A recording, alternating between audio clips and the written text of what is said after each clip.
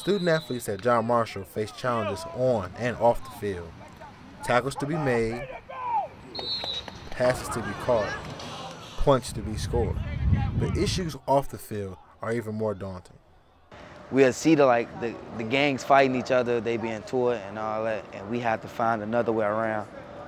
So it's like a risk coming up here every day. So. I'm very concerned about my young men when they're on their way to practice. It's not like it was years ago. It was a pleasure coming from down to school to the park, but the way crime is in our neighborhoods now, it's just not safe.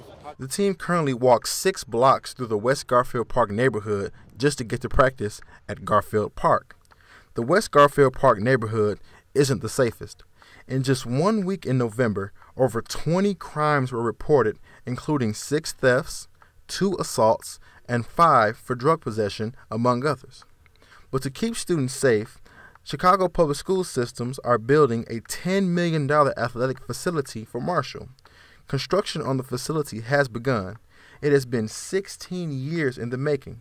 This will give students an alternative to gangs, drugs, and street violence. It is due to be ready in the spring of 2010. This community could use this facility as an offspring of what we need all over the city. It's important. For the field to be capable of hosting city and state tournaments like many envision, it has to be regulation. More land is needed. 4 houses behind the school on the 2200 block of West Jackson take up the needed land.